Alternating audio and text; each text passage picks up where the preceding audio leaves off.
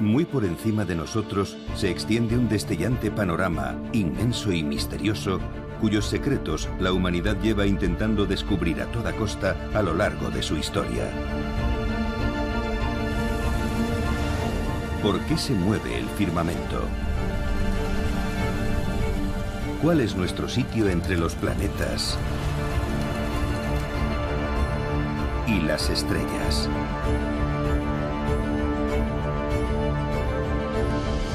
Buscando respuestas a estas preguntas, nos embarcamos en un viaje de descubrimiento durante 2000 años, que va a redefinir nuestro planeta y a sustituir las antiguas leyendas por un nuevo modo de pensar.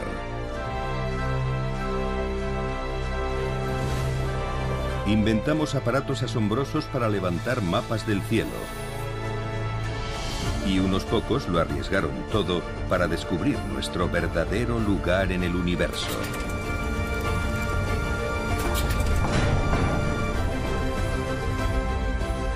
Esta es la historia de la obsesión de la humanidad por el cielo y del sentido del universo para nuestros antepasados. La historia de cómo pasamos de un mundo regido por seres sobrenaturales al cosmos descubierto por la astronomía científica. De cómo vemos otros mundos y buscamos el lugar que nos corresponde entre ellos. Esta es la historia de nuestros cielos ancestrales. Cielos ancestrales.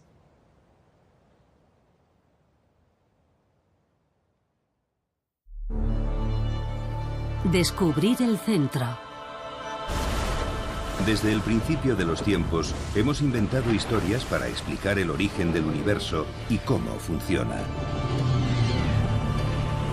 Hemos aprendido a observar los cielos y a marcar el paso del tiempo.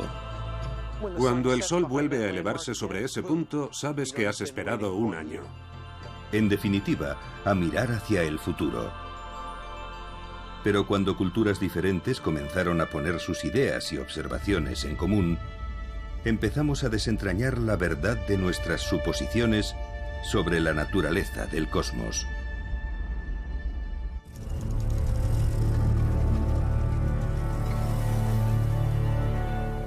Durante milenios se pensó en todo el mundo que la Tierra era plana y estaba confinada en un universo de forma y tamaño limitados. Es lógico que muchos de nuestros antepasados pensaran que la Tierra era plana, y es por sus enormes dimensiones. Es una cuestión de perspectiva.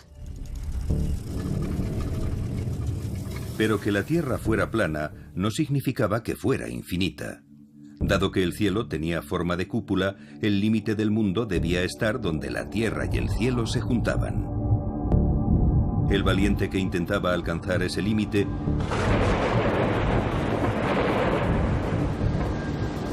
se adentraba en lo desconocido.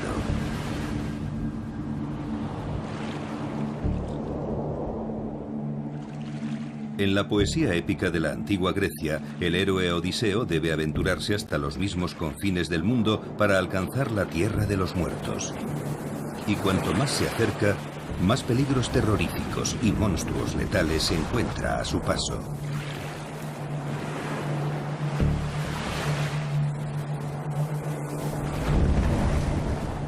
Nos adentramos en el estrecho con gran temor.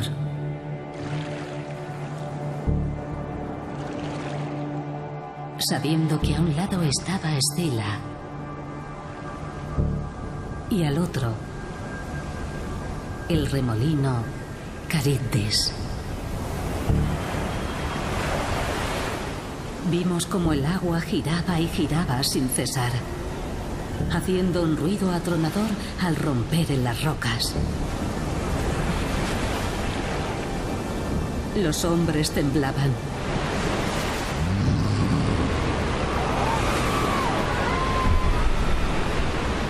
Entonces Escila se abalanzó sobre nosotros y atrapó a mis 6 mejores hombres.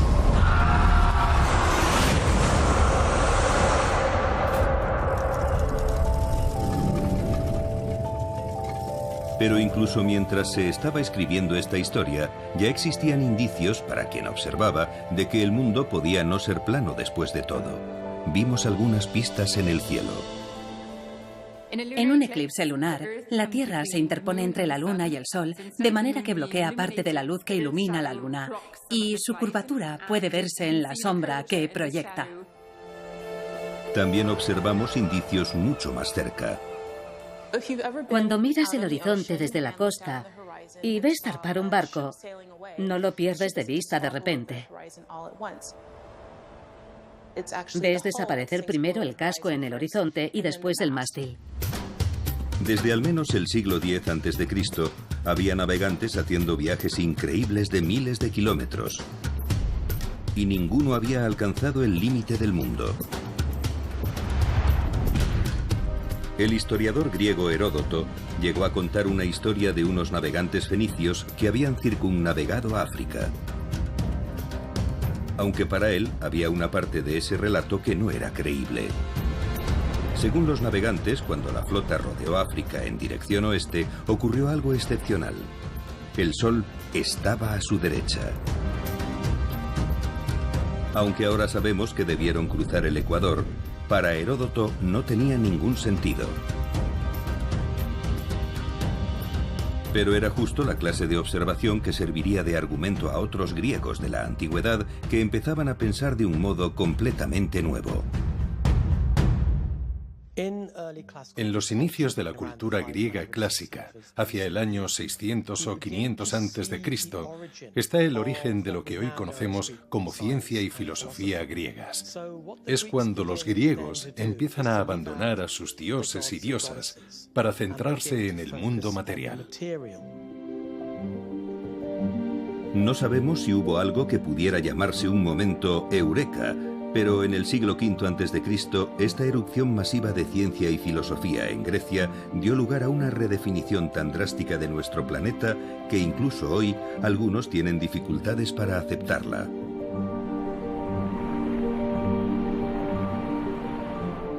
Nuestra Tierra plana se independizó de los cielos que la contenían para transformarse en una esfera geométrica perfecta.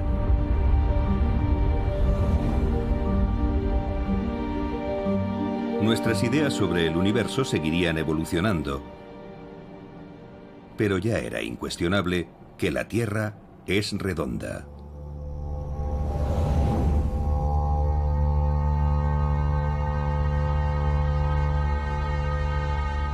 El cosmos seguía siendo complejo y misterioso. En cambio, la Tierra, el ingenio humano nos permitió pasar de cuestionarnos su forma a preguntarnos por sus dimensiones. La pregunta ya no era si la Tierra es redonda, sino cómo es de grande.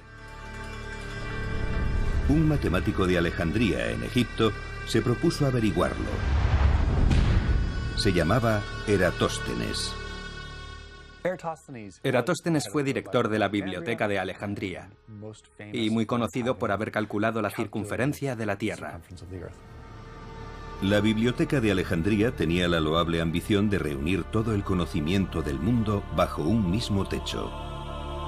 Cuando Eratóstenes llegó a Alejandría hacia el 240 a.C., los recursos que había a su disposición eran únicos en la historia de la humanidad.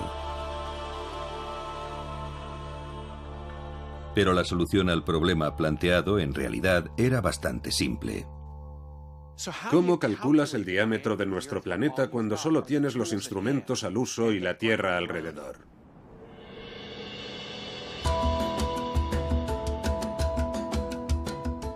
Eratóstenes había oído la historia de que existía un pozo en Siena, la actual Asuán, en Egipto, en el cual, si uno se asomaba determinado día del año, podía ver el sol brillando en el fondo.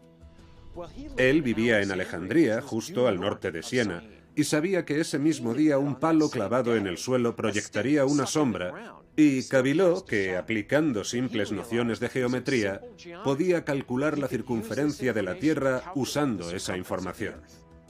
Eratóstenes pensó que si clavaba un palo bien recto en el suelo, justo cuando alguien estuviera viendo el sol en el fondo del pozo de Siena, y medía el ángulo formado por la punta del palo y la punta de su sombra en el suelo, ese ángulo tenía que ser el mismo que el formado por el centro de la Tierra con Alejandría y Siena.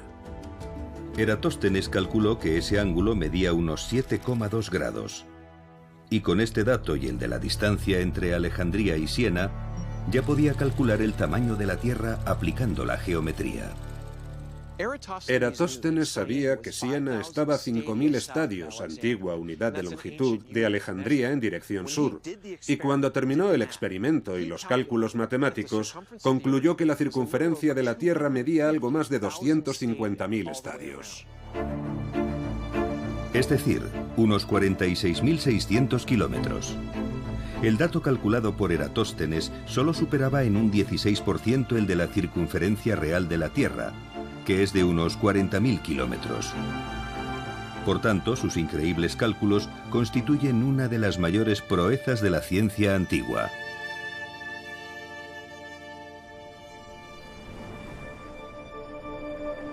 Por primera vez en la historia, sabíamos lo grande que era el mundo, aunque la mayor parte de su superficie seguía siendo un completo misterio.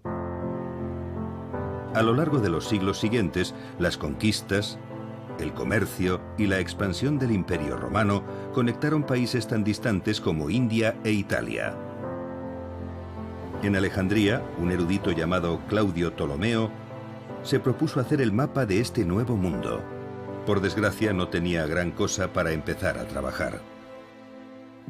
La cartografía era bastante rudimentaria en la antigüedad y relativamente local.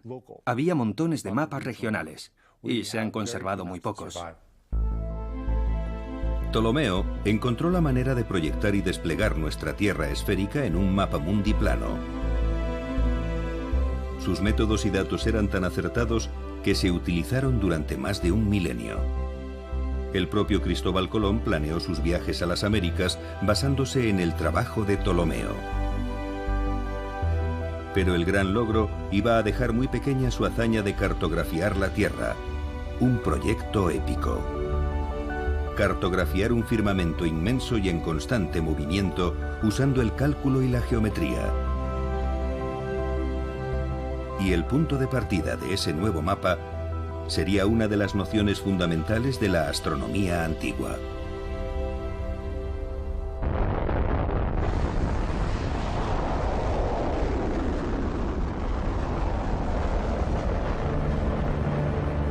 Cada año enviamos cientos de satélites al espacio. Orbitan la Tierra a velocidades de hasta casi 28.000 kilómetros por hora. Sin ellos, la vida moderna se pararía por completo. Pero esta tecnología de la era espacial en realidad se basa en una idea ancestral. Los satélites se comportan como si el planeta alrededor del cual orbitan fuera el centro del universo. No es un concepto tan disparatado como suena. Lo que experimentamos no es la Tierra moviéndose, sino el Sol moviéndose a nuestro alrededor. Experiencialmente, es así el mundo en el que vivimos. Estés donde estés en la Tierra, el cielo y todo lo que hay en él parece moverse a nuestro alrededor. Para Ptolomeo no era solo una cuestión de perspectiva, sino un hecho constatado. Un universo con la Tierra en el centro. Un pilar fundamental del modelo que iba a definir nuestra noción de los cielos durante los 1500 años siguientes.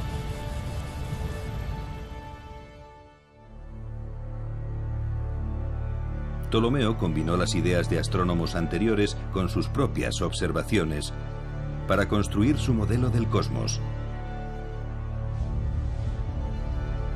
Y se basaba en la ciencia, no en fuerzas sobrenaturales que lo hacían funcionar. Ptolomeo intentó crear un sistema completo para explicar todos los fenómenos del universo, pero basándose en motivos naturales, sin necesidad de intervenciones divinas, ni dioses ni diosas, solo procesos naturales.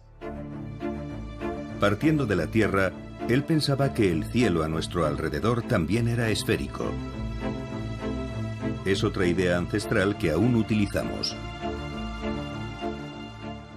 Me encuentro en uno de mis sitios preferidos del planeta, un planetario. Y esto es un modelo del movimiento del cielo. Sabemos que el cielo es infinitamente profundo, pero aparenta ser una esfera que nos rodea, y nosotros estamos en su interior mirando hacia afuera, en la superficie de otra. Y eso es lo que representa la cúpula. La cúpula es la esfera celeste. La esfera celeste no era solo una bella metáfora. Tenía que haber algo que contuviera las estrellas. Ptolomeo estaba convencido de que la esfera era real y estaba hecha de una misteriosa sustancia cristalina que no se hallaba en la Tierra. Aunque en esa esfera no todo se movía del mismo modo.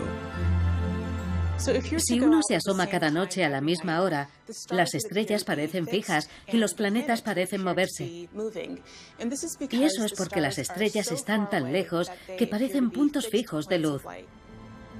Los planetas, en cambio, están mucho más cerca y podemos ver su movimiento y cómo cambia la perspectiva cada noche. El modelo de Ptolomeo no funcionaba con una sola esfera. Cada cuerpo celeste debía de tener una esfera propia.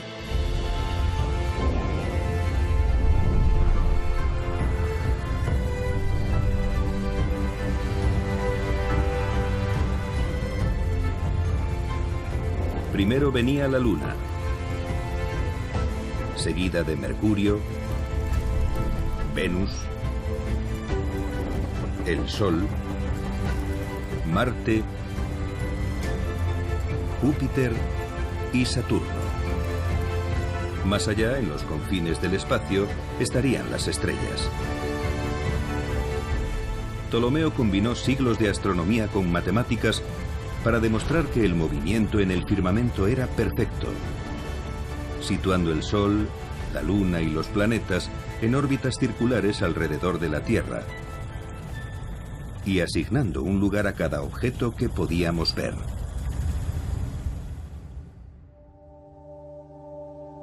El modelo de Ptolomeo explicaba hasta los movimientos más inusuales en el firmamento.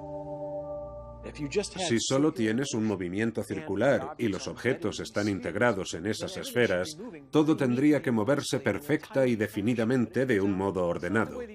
Pero resulta que no es así como funciona realmente el universo. Si se observa Marte una noche tras otra y se mide su movimiento en relación con las estrellas, de vez en cuando hace una cosa muy peculiar: se frena y para, retrocede, traza un bucle y retoma su marcha hacia adelante. La astronomía moderna lo llama movimiento retrógrado. Para poder explicar estos extraños movimientos, Ptolomeo incorporó un elemento más a su modelo: el epiciclo.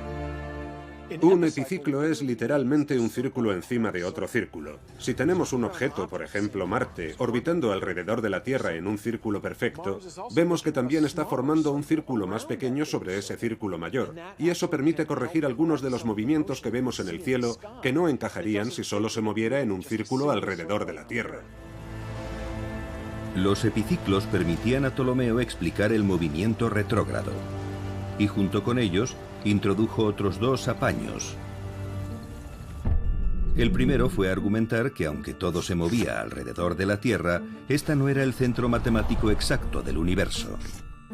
Y el segundo fue añadir un punto imaginario en el espacio próximo a la Tierra, desde el cual era posible ver todo moviéndose en círculos perfectos. A este punto lo llamó ecuante. La combinación de ambos hizo que su teoría funcionara en la práctica. A nuestros ojos modernos, el modelo de Ptolomeo resulta tremendamente complicado. Si analizamos el modelo desde la perspectiva actual, con la Tierra en el centro del universo, todo envuelto en esferas cristalinas y unos epiciclos sobre otros, es fácil pensar que es absurdo. Pero el caso es que funcionaba y se demuestra que sumando suficientes epiciclos se predecían los movimientos de todos los objetos del cielo con bastante exactitud, sobre todo si solo se estaba midiendo a ojo. El modelo de Ptolomeo funcionaba tan bien que los astrónomos se aferraron a él durante 1500 años. Pero su cosmos no se quedó en el papel. Se construyeron modelos físicos basados en sus ideas para enseñar astronomía y estudiar el firmamento. En el Museo de Ciencias de Londres, el físico Harry Cliff nos muestra un ejemplo. Esto es una esfera armilar. Básicamente es una representación física del universo según el modelo de Ptolomeo.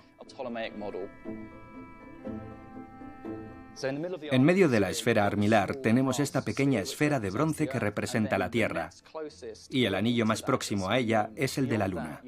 Más allá tenemos el Sol, y después una banda de estrellas fijas. Por tanto, aquí solo están representados la Tierra, la Luna, el Sol y las estrellas. Esta esfera armilar tiene 500 años de antigüedad, pero la historia de estos objetos se remonta mucho más atrás. Hay evidencia de esferas armilares ya en la antigua Grecia y la antigua China, es decir, hace unos 2000 años. Por tanto, es un instrumento muy antiguo y lleva usándose mucho tiempo. La esfera armilar se utilizaba con dos fines. Uno era enseñar los principios de la astronomía, pero había otras más grandes que se utilizaban, por ejemplo, para hacer cálculos astronómicos, como cuánto duraban los días o las horas de salida y puesta del sol. El modelo científico de Ptolomeo reemplazó los dioses que antaño controlaban los cielos por matemáticas puras y duras. Sin embargo, como casi todo el mundo en el Imperio Romano, Ptolomeo creía en la astrología. La idea de que los movimientos de los planetas y las estrellas tenían efectos reales en nuestras vidas en la Tierra. Si personas, estrellas y planetas existen como un sistema único, al observar el movimiento matemático de las estrellas y los planetas, se puede ver el movimiento de la vida humana. Y siguiendo esa lógica, al proyectar los movimientos astronómicos en el futuro, se puede predecir lo que va a suceder a las personas. Lo que hoy vemos como superstición, Ptolomeo lo consideraba ciencia. Llegó a dedicar un libro entero a la teoría y práctica de la astrología. Afirma que la única razón de que necesitemos calcular las posiciones de estrellas y planetas es conocer sus efectos sobre nuestras vidas. La astrología práctica requería la capacidad de predecir los movimientos de estrellas y planetas. Pero para hacer tales predicciones, los astrólogos necesitaban datos fiables. Y el trabajo de Ptolomeo les proporcionó una nueva regla de oro. Una de sus grandes innovaciones fue exponer con detalle su modelo, ponerlo en términos matemáticos. Su libro de astronomía contenía unas tablas muy prácticas con las que se podía predecir los movimientos de los planetas, lo cual era muy útil si uno era astrónomo o astrólogo en la Europa medieval, por ejemplo, cuyos reyes tomaban decisiones sobre política o ir a la guerra, basándose en las posiciones de las estrellas y los planetas. Durante los 1500 años siguientes, decisiones de vida o muerte, el propio destino de reinos y dinastías, estaban en manos de astrólogos que se basaban en el modelo de Ptolomeo.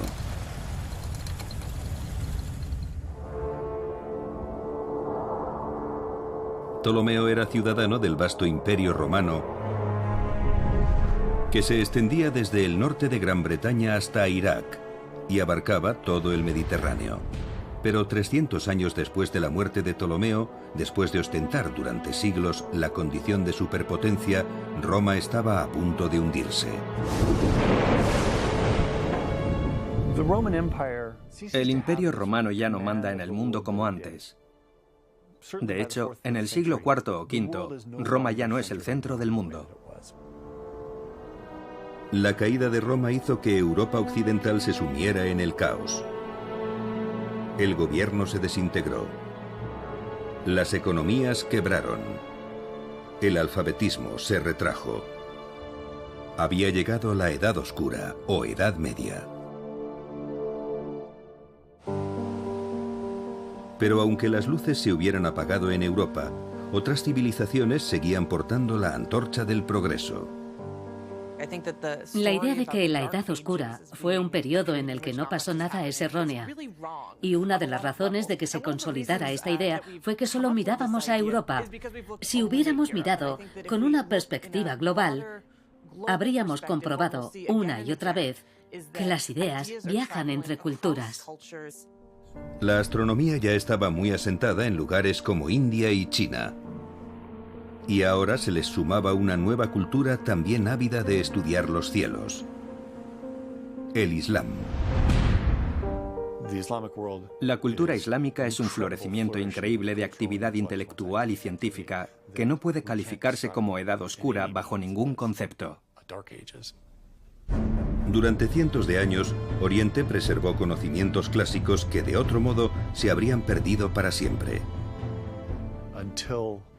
En Europa occidental ya no era posible acceder a la inmensa mayoría de la obra de Ptolomeo y de Aristóteles, ni a la ciencia matemática de la antigua Grecia, hasta el siglo XII, más o menos. Lo que perdió Europa occidental lo ganó el Islam. Se inaugura el periodo que conocemos como la Edad de Oro del Islam, que duró varios cientos de años. Una cultura de erudición espectacularmente pujante en la que todas y cada una de las ideas sobre la naturaleza del cosmos se someten a discusión. Proliferaron los observatorios por todo el mundo islámico. Basándose en el sistema de Ptolomeo, los científicos orientales cartografiaron el firmamento con una sofisticación sin precedentes, usando instrumentos especializados. En la Universidad de Harvard, David Anger se encarga de un ejemplo.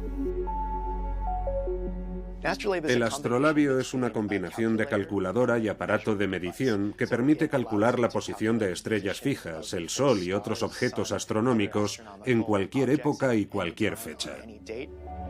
Los ejemplos más tempranos que han sobrevivido proceden del mundo islámico. Este astrolabio se fabricó en Persia en torno al año 1590. Por tanto, un astrolabio es un instrumento de doble uso. Por la parte trasera es un instrumento de medición. Te permite situar una estrella y obtener un ángulo que indica a qué distancia está la estrella o el Sol del horizonte, y ese ángulo luego puede utilizarse para calcular distancias o para ajustar la otra parte del astrolabio. En el frontal del astrolabio es donde realmente sucede lo importante. Está formado por dos capas, una capa abajo donde hay una proyección del cielo. Una cuadrícula dibujada en el cielo se proyecta sobre esta superficie plana, y luego una capa superior que gira con estos marcadores. Cada marcador indica una estrella diferente, y luego este anillo representa el movimiento del Sol. Y así, mientras transcurre el día, este anillo superior va rotando, mostrando cómo las estrellas fijas parecen moverse en el cielo. Usando instrumentos como el astrolabio, los astrónomos islámicos sumaron sus propias observaciones a los datos acumulados durante siglos de investigación. Algunos se dedicaron a perfeccionar el modelo de Ptolomeo, añadiendo nuevos cálculos para que siguiera siendo útil. Pero otros tenían ambiciones más radicales y buscaban la manera de prescindir de los apaños de Ptolomeo. El modelo de Ptolomeo es el modelo heredado que ha funcionado bien durante mucho tiempo. Y sin embargo es un embrollo, con todos esos secuantes y epiciclos. Es muy difícil manejarlo. Así que empezaron a simplificar los cálculos, a reducir el número de epiciclos. Necesitaban volver a los fundamentos de la astronomía antigua y a la idea de que los objetos del cielo se movían en círculos perfectos. Del siglo XI en adelante, a través del comercio y la guerra, los textos antiguos empezaron a regresar al oeste en forma de traducciones islámicas. Y entraron en un panorama transformado por la fuerza dominante en Europa: el cristianismo. En el campo de la astronomía, aunque hubieran perdido la ciencia de Ptolomeo, su modelo aún resistía, gracias a que, con el paso del tiempo, los cristianos habían encontrado la manera de conciliarlo con sus creencias. En el cosmos cristiano, el factor fundamental es que todo ha sido creado y está regido por Dios. Especialmente en los mapas de la Edad Media, los mapas del mundo, vemos que imaginan a Dios fuera de la esfera de las estrellas fijas. Y por tanto, conceptualmente, Dios engloba el cosmos. Como el cielo tenía que estar en alguna parte, existía la convención de situarlo más allá del reino de las estrellas. Y si Dios debía tener un lugar físico en el universo, el demonio también debía tener el suyo. El modelo de Ptolomeo ofrecía la solución ideal. El infierno estaría situado en el centro de la Tierra. Para explicar el lugar de Satanás en el cosmos, la Iglesia se remitió a las Escrituras. Hubo una guerra en el cielo. Miguel y sus ángeles se enfrentaron al dragón. Y el dragón luchó, y sus ángeles con él, pero no lograron vencer. Y no había ya lugar para ellos en el cielo. Y fue arrojado el gran dragón.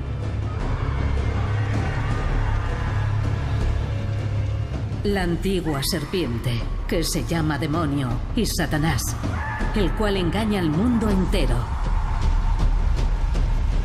Fue arrojado a la tierra, y sus ángeles fueron arrojados con él.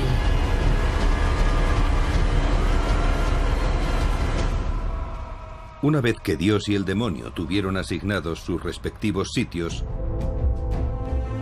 el retorno a la obra escrita de Ptolomeo ayudó a cimentar la visión cristiana del cosmos y a revelar la perfección matemática del universo de Dios. Este conocimiento redescubierto no tardó en incorporarse a bellos objetos y máquinas increíbles, como el reloj de Praga, el reloj astronómico más antiguo del mundo que aún funciona. Haga el tiempo que haga, siempre hay una multitud congregada para ver sus representaciones horarias.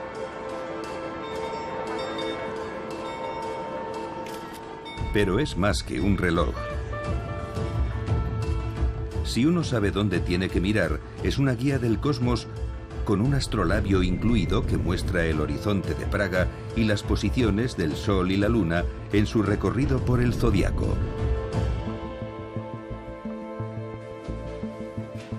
Günther Estmann lleva 30 años dedicado al estudio de los relojes astronómicos.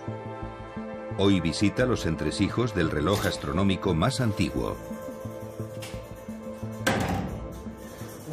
Nunca lo había visto. El reloj astronómico de Praga se construyó hacia el 1410.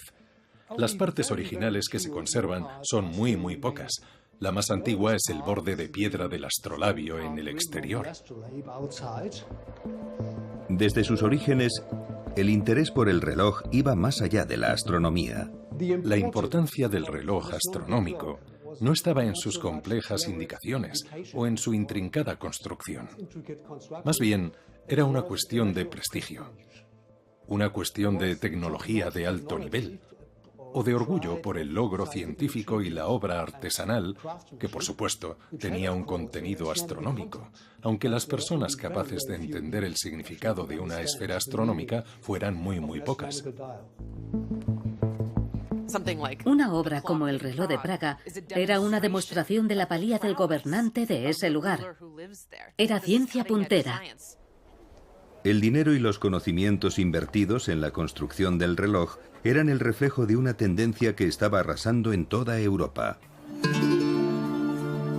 A partir del siglo XIV, Europa occidental entró en una edad de oro del conocimiento, impulsada por el redescubrimiento del arte, la literatura y la ciencia de la Edad Clásica. El Renacimiento.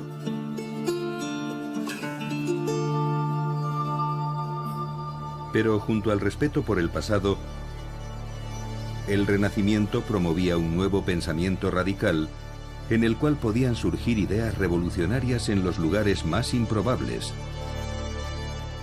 como la mesa de un cargo eclesiástico llamado Nicolás Copérnico.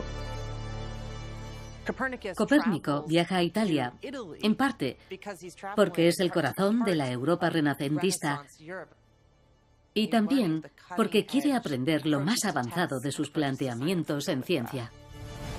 Copérnico se educó en el modelo del cosmos de Ptolomeo, pero también conocía la obra de astrónomos islámicos. Y con sus estudios se convenció de que había una manera más simple de explicar el firmamento. Él replica exactamente el trabajo de matemáticos islámicos y ataca la monstruosidad del sistema de Ptolomeo. Copérnico llevó todo lo que había aprendido en Italia a su patria, Polonia, donde construyó su propio observatorio. A medida que avanzaba en su trabajo, cada vez estaba más convencido de que el cosmos de Ptolomeo no solo era excesivamente complicado, sino que tenía defectos fundamentales. Así que en lugar de reparar un modelo que se tambaleaba, lo sustituyó del todo por una nueva y revolucionaria teoría. Tiene vistas espectaculares de las estrellas desde donde está situado y mide con precisión las posiciones en el cielo, las registra y realiza los cálculos que le sirven para justificar su modelo del cosmos. En 1543, pocos meses antes de su muerte, Copérnico recurrió a la prensa. Su nuevo y radical planteamiento desafiaba a los lectores a cuestionar el pensamiento oficial durante siglos. La Tierra dejó de ocupar el centro del cosmos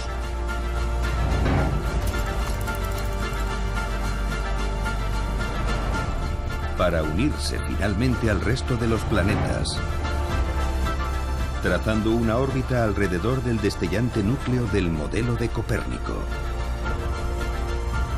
el Sol.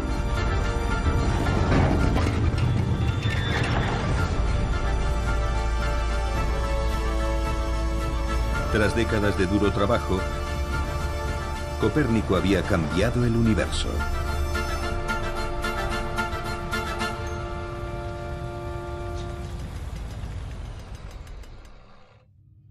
Aunque nadie parecía darse cuenta.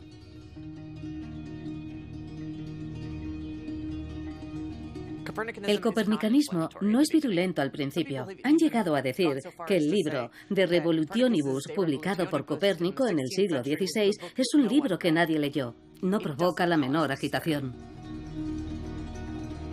El nuevo modelo de Copérnico no cambiaba lo que veíamos en el cielo.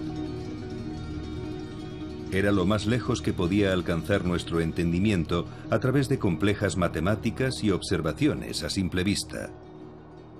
Para salir de ese estancamiento, hizo falta un invento revolucionario que cambiaría la astronomía para siempre. El telescopio. El telescopio, en el momento en el que la investigación científica avanza, ya no tiene que ver solamente con el observador, sino también con el instrumento. Y esto supone un cambio monumental. Es el primer instrumento científico que sirve de extensión de los sentidos humanos. Los telescopios han transformado nuestro conocimiento del universo, revelando los distantes secretos del espacio a todo el que se moleste en mirar. Pero el invento que reescribió nuestra comprensión de los cielos había nacido con unas aspiraciones mucho más modestas.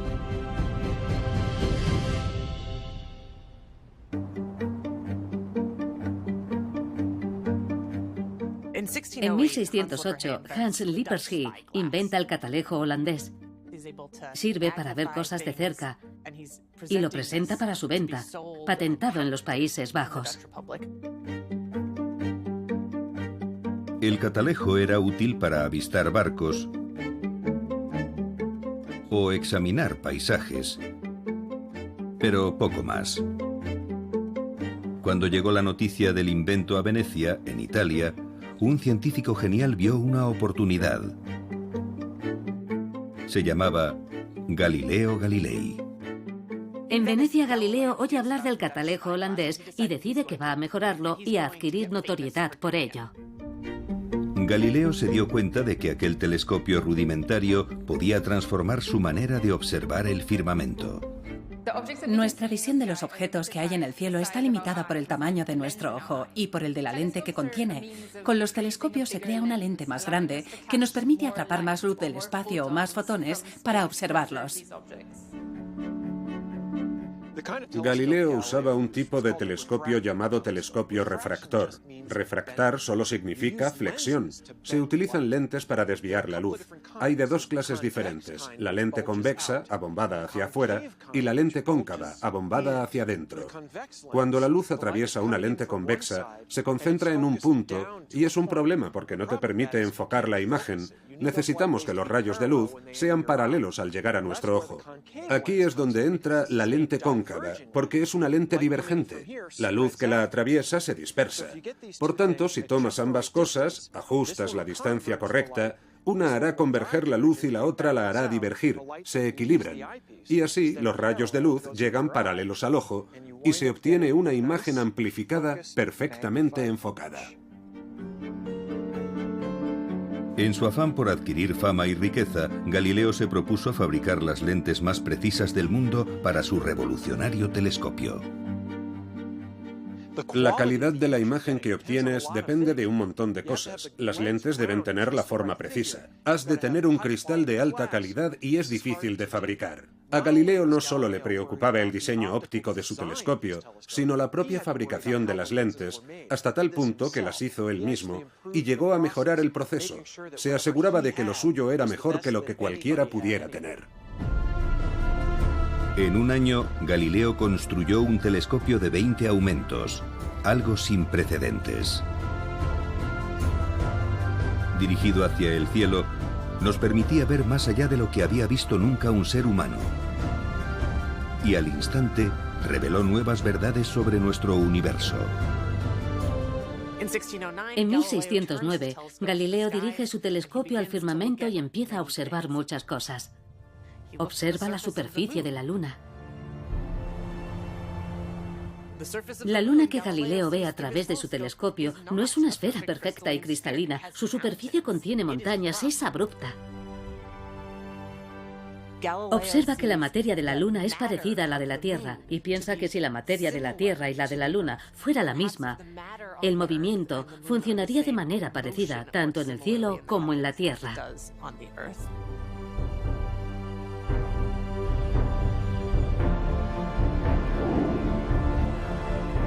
A través de su telescopio, Galileo también descubrió objetos completamente nuevos en el firmamento.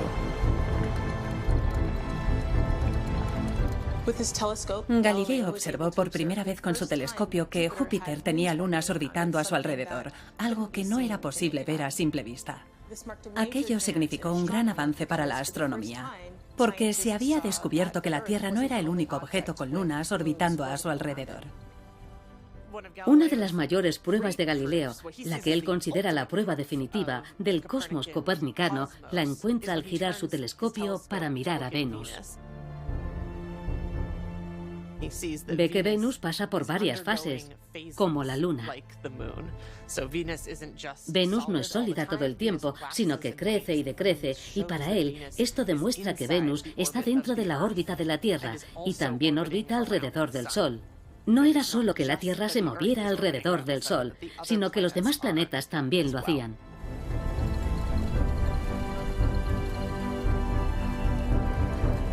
Con su telescopio, Galileo había hecho más descubrimientos que varias generaciones de astrónomos juntas.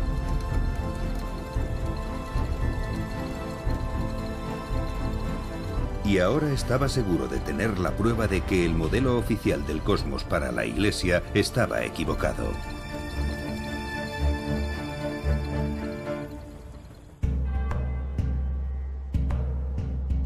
A partir de 1610 empieza a correrse la voz sobre los descubrimientos de Galileo, que le hacen entrar en conflicto con una de las instituciones más poderosas de la historia. La Iglesia Católica Romana se aferraba con fuerza al modelo de Ptolomeo del universo. y de toda la cosmología extraída de la Biblia cristiana. El problema era que la Biblia no era clara respecto a la estructura de nuestro cosmos. Y la Iglesia se había limitado a interpretar un puñado de enigmáticos versos que sustentaban su modelo geocéntrico. Ciertos pasajes hablan del Sol en posición fija, y eso significa que el Sol normalmente está en movimiento, excepto cuando Dios interviene para pararlo. En lo que se refiere a la Iglesia, esto venía a reforzar su postura de que todo, incluido el Sol, se movía alrededor de la Tierra. Cuestionando este modelo, Galileo también ponía en entredicho la autoridad de la Iglesia y la importancia de la creación de Dios en el cosmos.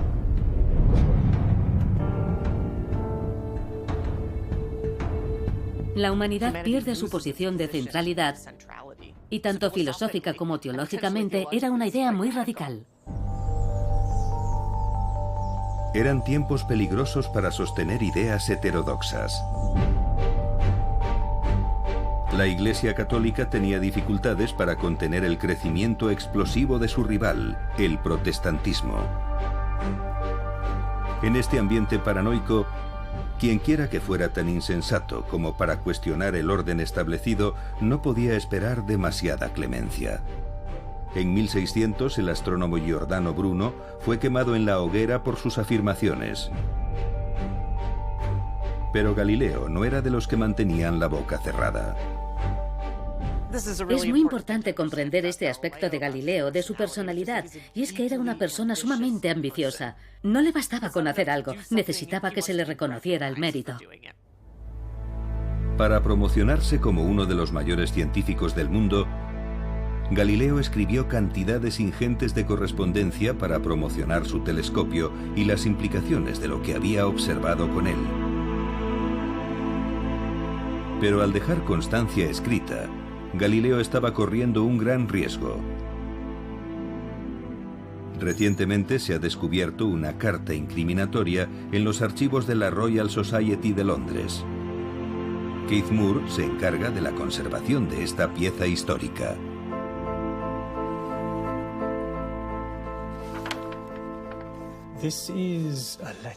Esta carta fue enviada por Galileo. Es cuando empieza a hablar de sus ideas y de cómo se utilizan las escrituras para justificar argumentos en cosmología. No es específicamente el punto de vista científico, sino la idea de que la Biblia y la interpretación que hacía de ella la Iglesia Católica podía ser errónea. Era para someter a debate ideas científicas, pero en esta carta, Galileo estaba cuestionando la lectura de la Biblia según la Iglesia. En concreto, dice cosas como que no se puede ir a la Biblia y escoger breves pasajes para hablar de ciencia. La ciencia tenía entidad propia. Una copia de la carta llegó a manos de la Inquisición romana. Un tribunal establecido para acabar de raíz con ideas peligrosas y amenazas a la Iglesia por todos los medios necesarios. Ahora Galileo estaba en el punto de mira. Él aseguró que sus detractores habían falsificado sus pruebas y envió a la Inquisición una versión moderada. Nunca se supo si Galileo mentía, hasta hoy. La importancia de esta carta es que atribuye a Galileo la responsabilidad de los argumentos que estuvieron circulando de 1613 a 1615. Las tachaduras y correcciones revelan que Galileo la reescribió de forma apresurada. Es un documento importante, porque parece la prueba irrefutable, la constatación, si se quiere, de que en efecto Galileo modificó la carta para hacerla más aceptable a los ojos de la Iglesia Católica. Por esta vez, Galileo salió con un simple tirón de orejas. Pero la Iglesia había reaccionado a la amenaza que representaban las nuevas ideas científicas. Galileo no podía enseñar la teoría de un cosmos centrado en el Sol. Y todos los escritos de Copérnico fueron prohibidos.